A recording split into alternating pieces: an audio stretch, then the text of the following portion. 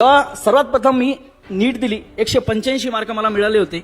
आता ते 185 मार्क कसे आले, जय माता दी, जय श्रीराम, असं तसं करून मला माहित, त्याचा इतिहास तुम्हाला सांगत बसत नाही.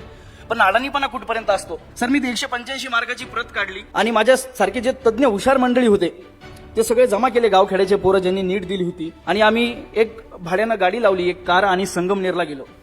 आम्ही दिसेल त्या कॉलेजमध्ये घुसायचो आणि त्यांना म्हणायचो आम्हाला तुमच्याकडे ऍडमिशन द्या. अशी सगळी परिस्थिती. मग एका मित्राला कॉल केला संभाजीनगरला, तो नीटची मेडिकलची तयारी करायचा, आणि त्याला सांगितलं की असं असं आहे. तेव्हा त्यांनी मला नीट समजून सांगितली. सर इथून सुरुवात झाली 185 मार्काची. 2017ला मी प्रिपरेशनला लागलो होतो. मराठी मीडियमचा विद्यार्थी आहे.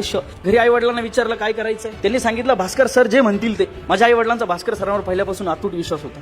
माझा घरच्यांनी सांगितलं की सर जे म्हणतील ते, आणि सरांनी एक शब्द दिला की तुम्ही तुमच्या मुलाला 1 वर्षासाठी मला दत्तक द्या, त्याला अंगावरच्या कपड्यावर इथं पाठवा, मी त्याला डॉक्टर बनवून वापस पाठवल्याशिवाय राहणार नाही. सरांचा विश्वास सार्थ झाला. आणि दुसऱ्या वर्षी ज्यावेळेस 2021ला मी पुन्हा नीट दिली, ती नीट दिल्याच्या नंतर 560ला मेरिट लागलं आणि मला 605 मार्क मिळाले. 45 मार्क मला जास्त मिळाले आणि मी GMC नागपूरला माझा नंबर लागला आणि आज मी फायनल इयरला आहे.